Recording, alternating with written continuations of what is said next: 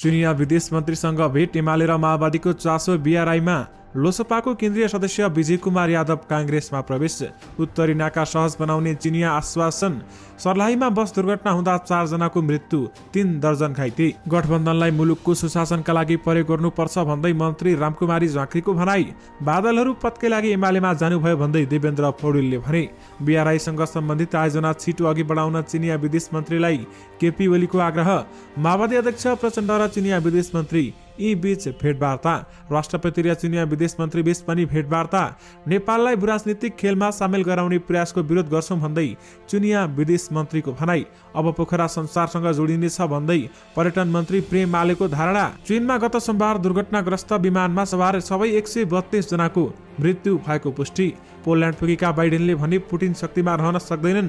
Licence आवेदन आगामी जेठ 1 गतेदेखि मात्रै खोल्ने। केपी ओलीको चित्रण रावण, कंस, शिशुपाल र हिटलरसँग दुरुस्तै मिल्छ भन्दै माधव नेपालको भनाई। धनुषाको 3 कौरियामा स्थानीय र प्रहरीबीच झडप, 8 सेल अश्रु ग्यास प्रहार। वीरगञ्जबाट जनकपुर जाँदै गरेको बस सर्लाहीमा पुलबाट खस्यो, 4 जनाको मृत्यु। पुटिनद्वारा फेक न्यूज सम्बन्धी नयाँ कानून अनुमोदन। रुसी सेनाको गलत समाचार फैलाए 15 वर्ष जेल सजाय हुने। पल शाह सम्बन्धी आयो ठुलो खबर, यसबारे पुरै जानकारी। दर्शक महानुभावहरू नमस्कार, तपाईहरुलाई हार्दिक स्वागत गर्न चाहन्छु हाम्रो च्यानल स्मार्ट खबरमा।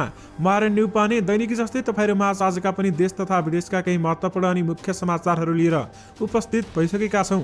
हाम्रो मेहनतका लागि तपाईहरुले यो भिडियोलाई एउटा लाइक अवश्य गर्नुहोला।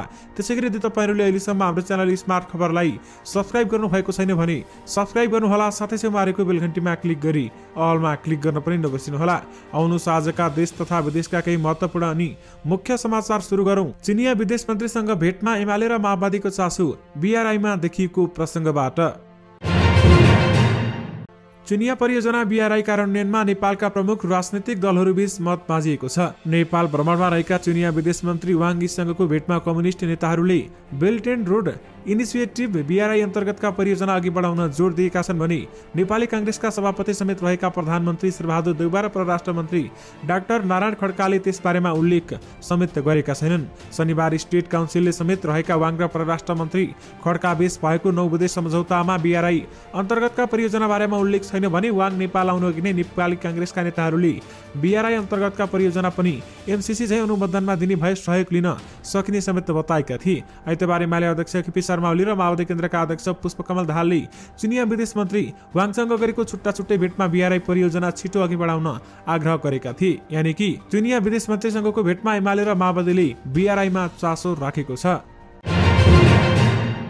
सर्लाहीमा बस दुर्घटना हुँदा 4 जनाको मृत्यु भएको छ भने 3 दर्जन भन्दा बढी यात्रु घाइते भएका छन्। वीरगञ्जबाट जनकपुर धामतर्फ आउँदै गरेको 94ख8555 नम्बरको बस पूर्व पश्चिम राजमार्ग अन्तर्गत लालबन्दी नगरपालिका स्थित फुलजोर पुलबाट तल खसेर दुर्घटना भएको सर्लाही प्रहरी प्रवक्ता एवं डीएसपी माधव प्रसाद बुढाथोकीले जानकारी दिनुभएको छ। उनका अनुसार दुर्घटनामा 4 जनाको मृत्यु भएको छ भने मृतकको नाम खुल्न सकेको छैन। अन्य 3 दर्जन यात्रु घाइते भएका छन्। उनीहरूको विभिन्न अस्पतालमा उपचार भइरहेको प्रहरीले जनाएको छ। मृतकको सब पोस्टमार्टमका लागि जिल्ला अस्पताल मलगङ्गवा पुर्याइएको छ। बस दुर्घटना बारेमा थप अनुसन्धान भइरहेको प्रहरीले जनाएको छ। संस्कृति पर्यटन तथा नागरिक उड्डयन मन्त्री प्रेम बहादुर आलेले संसारका पर्यटकको आकर्षण केन्द्र पोखरालाई अब पोखरा अन्तर्राष्ट्रिय विमानस्थलले संसारभर जोड्ने बताएका छन्। चीन सरकारले पोखरा अन्तर्राष्ट्रिय विमानस्थल नेपाललाई हस्तान्तरण गरिसँगै शनिबार सो विमानस्थल निर्माण कम्पनीहरूलाई कदरपत्र प्रदान गर्दै नेपाली पर्यटन क्षेत्रको गहना पोखरा विश्वकै उत्कृष्ट पर्यटकीय गन्तव्य हो, अब यो अन्तर्राष्ट्रिय पर्यटन बजारसँग सिधै जोडिएको छ। यो विमानस्थलले पोखरालाई विश्वमाझ पुर्याएको छ भन्दै बताइएको छ। मन्त्री आलेले पोखरा अन्तर्राष्ट्रिय विमानस्थल सञ्चालनमा आएपछि अब नेपालको पर्यटन प्रवर्धन तथा नेपालमा बढीभन्दा बढी पर्यटक भित्राउन थप टेवा पुग्ने बताएका छन्। उनले भनेका छन्, पोखरा संसारका पर्यटकहरूको आकर्षण केन्द्र हो। हाम्रो व्यस्तता बाहेक मलाई लाग्छ नेपाल आएको पर्यटक पोखरा नपुगी फर्किन मान्दैन। त्यसैले अब यो विमानस्थलले पोखरा आउन चाहने पर्यटकका लागि सहजता प्रदान गर्नेछ। पोखरेली र पोखराका पर्यटन व्यवसायले बधाई दिँदै उनले पोखरामा अब ठूला होटल निर्माण गर्न र पर्यटन प्रवर्धनका प्याकेज कार्यक्रम ल्याउन पनि आग्रह गरेका छन्। मन्त्री आलेले भनेका छन्, पोखरा जस्तो सुन्दर पर्यटकीय स्थान पोखरेलीहरूलाई प्रकृतिको सुन्दर वरदान हो। यसलाई थप सुन्दर बनाउने यो विमानस्थलले यहाँहरूलाई सहयोग गर्नेछ। अब यहाँहरूले बढीभन्दा बढी होटल खोल्नुस्, बढीभन्दा बढी पर्यटक भित्राउनुस् र यहाँको पर्यटन क्षेत्रको विकासमा तपाईहरू नै लाग्नुस्।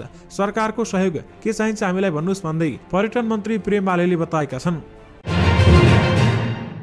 चीनमा गत सोमबार दुर्घटनाग्रस्त भएको चाइना इस्टर्न एयरलाइन्सको विमानमा सवार सबै 132 जनाको मृत्यु भएको पुष्टि शनिबार भएको छ। 123 यात्रु र चालक दलका 9 सदस्य सवार चाइना इस्टर्न एयरलाइन्सको बोइङ 737 विमान कुनमिङबाट गुन्जाओ जाने क्रममा दक्षिण प्रान्तको पहाडी क्षेत्रमा सोमबार दुर्घटना भएको थियो। 20 घण्टासम्म पनि कसैलाई जीवित फेला पार्न नसकेपछि सबैको मृत्यु भएको आशंका चिनिया अधिकारीहरूले गरेका थिए, तर चीनको राज्य सरकारले शनिबार मात्र सबैको मृत्यु भएको औपचारिक पुष्टि गरेको छ। कुनमिङबाट गुआन्झाओका लागि उडेको चाइना इस्टर्न एयरलाइन्सको बोइङ 737 विमान गत सोमबार दिउँसो 2:38 बजे बुझाउ सहरको टेङसियान काउन्टीको मोलाङ गाउँ नजिकै पहाडी क्षेत्रमा दुर्घटनाग्रस्त भएको थियो भने दुर्घटना सूचना पाए लगत्तै उद्धार कार्यमा 2000 भन्दा बढी मानिसहरूलाई उद्धार तथा खोजी कार्यमा खटाइएको थियो। बुधबार उक्त विमानको ब्ल्याक फल्स फेला परेको थियो। ब्ल्याक बक्समा विमानका सबै डाटा र पाइलटले गरेका कुराकानी रेकर्ड रहने भएकाले दुर्घटनाको कारण पत्ता लाग्ने विश्वास गरिएको छ। अमेरिकी राष्ट्रपति जो बाइडेनले रुसी राष्ट्रपति भ्लादिमिर पुटिन शक्तिमा रहन नसक्ने बताएका छन्। रुसले 1 महिनादेखि छिमेकी युक्रेनमा जारी राखेको आक्रमण बारेमा छलफल गर्न युरोप भ्रमणमा रहेका राष्ट्रपति बाइडेनले शनिबार पोल्यान्डको वार्सामा आयोजित कार्यक्रममा पुटिन शक्तिमा रहन नसक्ने बताएका हुन्। पछिल्लो समय पुटिन प्रति निकै आक्रोशित रूपमा प्रस्तुत हुँदै आएका बाइडेनले पुटिन शक्तिमा नरहने बताएपछि रुसी राष्ट्रपति कार्यालय क्रेमलिनले पनि कडा प्रतिक्रिया जनाएको छ। समाचार संस्था रोइटरसँग कुरा गर्दै क्रेमलिनका प्रवक्ता दिमित्री पेस्कोभले पुटिन शक्तिमा रहन कि नरहने भन्ने कुरा बाइडेनले नभई रुसी जनाले निर्णय गर्ने पनि बताएका छन्। त्यो कुरा निर्णय बाइडेनले गर्ने होइन, रुसी जनताले राष्ट्रपति निर्वाचित गर्छन् भन्दै उनले भनेका छन्। अमेरिकी राष्ट्रपति कार्यालय व्हाइट हाउसका अधिकारीहरूले भने बाइडेनको भनाइको अर्थ रूपमा सत्ता परिवर्तन गर्नुपर्छ भन्ने नभएको बताएका छन् र बाइडेनले छिमेकी मुलुकमा पुटिनले शक्तिको प्रदर्शन गर्न सक्ने छैनन् भन्ने अर्थ उक्त अभिव्यक्ति दिएको ती अधिकारीको भनाइ रहेको छ। यातायात व्यवस्था विभागले सवारी चालक अनुमति पत्र लाइसेन्स आवेदन आगामी जेठ 1 गतेदेखि खुला गर्ने भएको छ। अहिले परेको आवेदनको परीक्षा लिइसकेपछि नयाँ आवेदन लिने विभागका महानिर्देशक नवराज घिमिरेले जानकारी दिनुभएको छ।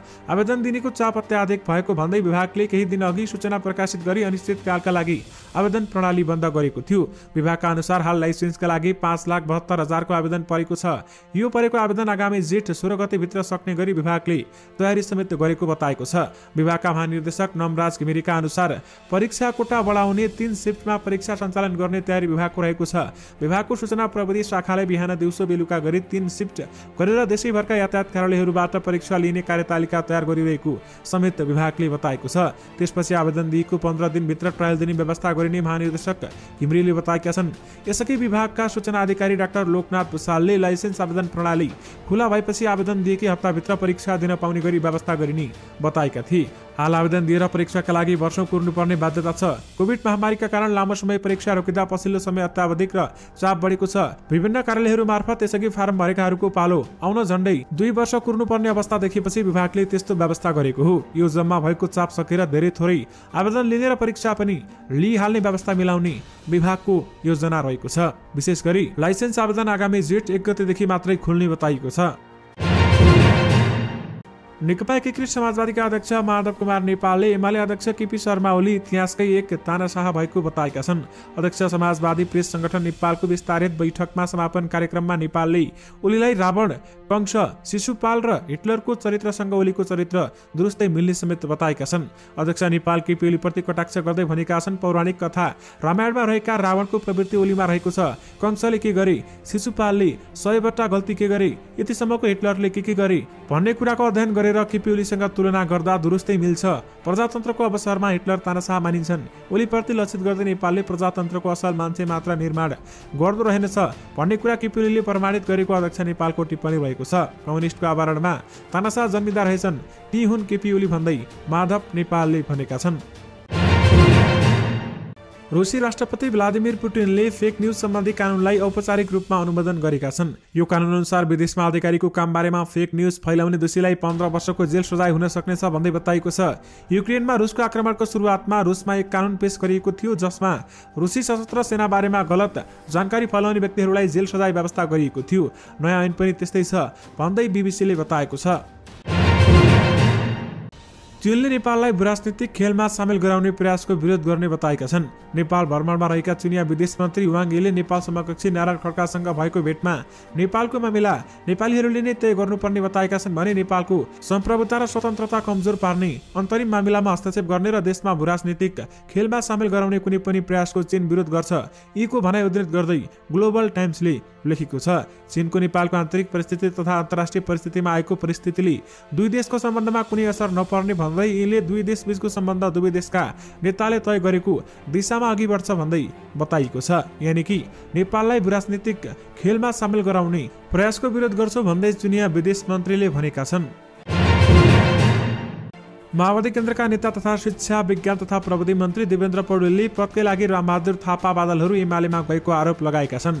माओवादी केन्द्र जैमिनी नगरपालिका बागलुङले आइतबार आयोजना गरेको राजनीतिक तथा वैचारिक प्रशिक्षण कार्यक्रममा पौडेलले यस्तो बताएका हुन्। बादल थापा टोपबहादुरलाई पार्टीले सरकारमा पठाएको थियो भन्दै मन्त्री पौडेलले भनेका छन्, पार्टीलाई धोका दिँदै पदकै लागि एमालेमा जानुभयो, अहिले माओवादीलाई सरब्दै हुनुहुन्छ। आगामी स्थानीय तहको चुनावमा गठबन्धनको प्रयास भइरहेको बताउँदै उनले पहिले आफू मजबुत हुनुपर्ने बताएका छन् र आफ्नो उम्मेद्वार तयार गरी अघि बढ्ने कुरा पनि पहिलो हो भन्दै उनले भनेका छन्, आफ्नो पार्टी मजबुत भएपछि अन्य दल गठबन्धन गर्न आउँछन्। देशको परिवर्तनका लागि माओवादीले दुःख कष्ट र त्याग गरेको बताउँदै देशमा प्राप्त उपलब्धिलाई संस्थागत गर्न गठबन्धन गरेको उनले बताएका छन्। माओवादीको लामो सङ्घर्षपछि आएको परिवर्तनमा अन्य पार्टीले रजाई गरेको बताउँदै नेता पौडेलले पार्टीको पुनर्गठनमा लागेको समेत बताएका छन्। माओवादीले केन्द्रीय महाधिवेशन पछि गैर भौगोलिक सहित 10 प्रदेशमा प्रशिक्षण सकिसकेको भन्दै पार्टीले कार्य सम्पादनका लागि कमान्डर तयार पारेको उल्लेख गरिएको छ। शहरी विकास मन्त्री एवं नेकपा एकीकृत समाजवादीकी नेत्री रामकुमारी झाँक्रीले गठबन्धनको मोर्चालाई मुलुकको सुशासनका निम्ति प्रयोग गर्नुपर्ने बताएकी छिन्। आइतबार पार्टी निकट मुस्लिम इत्तेहाद संगठनको बेलामा सम्बोधन गर्दै मन्त्री झाँक्रीले भनेकी छन्, अहिलेको गठबन्धनको मोर्चा छ र यो मोर्चालाई मुलुकको सुशासनका लागि, राजनीतिक प्रणालीको स्थायित्वका लागि र लोकतन्त्रको प्रवर्धनको लागि यसलाई प्रयोग गर्नुपर्छ। गठबन्धन कतातर्फ जान्छ भन्ने कुरा गठबन्धनकै सहयात्री दलहरूको निर्णयमा भर पर्ने उनको भनाइ रहेको छ। चिनिया वाणिज्य सहायक मन्त्री सेङ क्युपिङले नेपालको उत्तरी व्यापारी नाका सञ्चालन सहज बनाउने आश्वासन दिएका छन्। नेपाल भ्रमणमा रहेका चिनिया उच्चस्तरीय प्रतिनिधि मण्डलीका सदस्य क्युपिङ र नेपालका वाणिज्य सचिव गणेश पाण्डे नेतृत्वको वार्तामा क्युपिङले यस्तो आश्वासन दिएको उद्योग वाणिज्य तथा आपूर्ति मन्त्रालयले जनाएको छ। कोभिड-19 का कारण तातोपानी र रसुवागढी नाका प्रभावित भएको, तर हाल चीनमा समेत प्रकोप कम हुँदै गएकाले छिट्टै सीमा नाकामा सहज आयात र निर्यात हुन्छ, क्युपिङलाई उद्धृत गर्दै वाणिज्य तथा आपूर्ति मन्त्रालयले जानकारी दिएको छ। नेपालको व्यापार प्रवर्धन, व्यापारिक पूर्वाधार विकासमा चीन सहमत भएको भन्दै क्युपिङले दुई देश बीचको व्यापार सहजताका समस्याहरू दुई देश बीचको संयुक्त कार्य समितिको बैठकमा छलफल गर्न उपयुक्त हुने धारणा समेत राखेका थिए। भेटमा नेपालका तर्फबाट वाणिज्य सचिव पाण्डेले लामो समय नाकामा अवरोध हुँदा नेपालले हैरानी बेहोरेको समेत बताएका थिए। लोकतान्त्रिक समाजवादी पार्टीका केन्द्रीय सदस्य विजय कुमार यादव काङ्ग्रेसमा प्रवेश गरेका छन्। सभापति शेरबहादुर देउवाले केन्द्रीय पार्टी कार्यालयमा उनलाई पार्टी प्रवेशमा गराएका हुन्। पार्टी प्रवेशपछि बोल्दै यादवले नेपाली काङ्ग्रेस लोकतन्त्र स्थायित्व दिने एकमात्र पार्टी भएको यो पार्टीमा प्रवेश गरेको बताएका हुन्। नेपाल भ्रमणमा रहेका चिनिया विदेश मन्त्री वाङ यीले राष्ट्रपति विद्यादेवी भण्डारीसँग शिष्टाचार भेटवार्ता गरेका छन्। राष्ट्रपति भण्डारीलाई भेट्न विदेश मन्त्री वाङ शीतल निवासमा पुगेका थिए। वाङले स्वदेश फर्किनु अघि आजै एमाले अध्यक्ष र केपी शर्मा ओली र साथमा माओवादी केन्द्रका अध्यक्ष प्रचण्डसँग पनि भेटवार्ता गरेका छन्। चिनिया विदेश मन्त्री वाङ नेतृत्वको प्रतिमण्डल चैत 11 गते नेपालको 3 दिने भ्रमणका लागि काठमाडौँ आएको थियो। धनुषाको विद्या नगरपालिका स्थित 3 कौरियामा चोकमा स्थानीय र प्रहरीबीच झडप भएको छ। शनिबार राति 11:30 बजे स्थानीय सन्तोष कुमार मण्डलले सञ्चालन गरेको शान्ता पान पसलमा आगजनीको विषयमा स्थानीयले बिहानैदेखि सडक अवरुद्ध पारेर प्रदर्शन गरिरहेका थिए। सोही सडक खुलाउने विषयमा प्रहरीले बल प्रयोग गर्दा झडप भएको छ। प्रहरीले बाटो खुलाउन तथा बढ्दै गएको आक्रोशलाई नियन्त्रणमा लिन प्रहरीले 8 सेल असुर ग्यास प्रहार गरेको धनुषाका प्रहरी प्रवक्ता डीएसपी जितेन्द्र बस्नेतले जानकारी दिनुभएको छ। राति भएको आगजनीले पान पसल, किरानाको सामान तथा कपडा समेत जलेर 10 लाख भन्दा बढीको क्षति भएको छ। 50 मिटरकै दूरीमा 3 कौरियामा प्रहरी चौकीले राति गस्ती नगर्दा अज्ञात समूहले आगजनी गरेको स्थानीय व्यापारीहरूको आरोप रहेको छ। स्थानीयहरू प्रहरीको कार्यशैलीप्रति रोष प्रकट गर्दै प्रहरी प्रशासन विरुद्ध नाराबाजी गर्न थालेपछि अहिले त्यहाँको अवस्था तनावग्रस्त बनेको छ। जिल्ला प्रहरी कार्यालय धनुषा र इलाका प्रहरी कार्यालयबाट गएको प्रहरी टोलीले स्थितिलाई नियन्त्रणमा लिन व्यापक मात्रामा प्रहरी परिचालन गरिएको छ। अहिले त्यहाँ उद्योग वाणिज्यसँग जनकपुरका पदाधिकारीको टोली समेत पुगेको छ। जिल्ला प्रहरी कार्यालयका गरेका प्रहरी नायब उपरीक्षक बस्नेतले प्रहरी चौकी नजिकै घटना हुँदा पनि समयमा थाहा नपाउनु प्रहरीको कमजोरी रहेको स्वीकार गरेका छन्। उनले चौकीमा कार्यरत प्रहरीलाई समेत आन्तरिक कारबाहीको तयारी समेत भइरहेको बताएका छन्। दर्शक महानुभाव, तपाईहरु माझ नायक पल शाह सम्बन्धी पनि केही जानकारी दिन चाहे। नायक पल शाहलाई पूर्वपक्षका लागि थुनामा पठाइएको छ। यसबारेमा तपाईहरुलाई थाहा नै छ। हामीले पहिलेका रिपोर्टहरुमा पनि तपाईहरुलाई जानकारी गराइसकेका छौं। नायक पल शाह अब छिटै धरोटीमा पनि छुट्न सक्छन् भन्दै पल शाहका वकिलले बताइसकेका छन्। त्यसैगरी नायक पल शाहले उच्च अदालत जाने पनि तयारी गरेका छन् र उच्च अदालतले गरेको निर्णय अनुसार फैसला हुने समेत बताइएको छ। अहिलेसम्म पल शाह न त दोषी ठहर भएका छन् न त निर्दोष नै साबित भएका छन्। दर्शक महानुभाव, यसबारेमा केही महत्त्वपूर्ण जानकारी तपाईहरुमा पक्कै पनि लिएर आउने नै छौं। दर्शकवृन्द, यससँगै तपाईहरुमा आजका सबै मुख्य समाचारहरू राखिसकेका छौं। फेरि पनि तपाईहरुमा नयाँ रिपोर्टहरूको साथमा उपस्थित हुने नै छौं। अहिलेलाई भने मलाई बिदा दिनुस्। नमस्कार।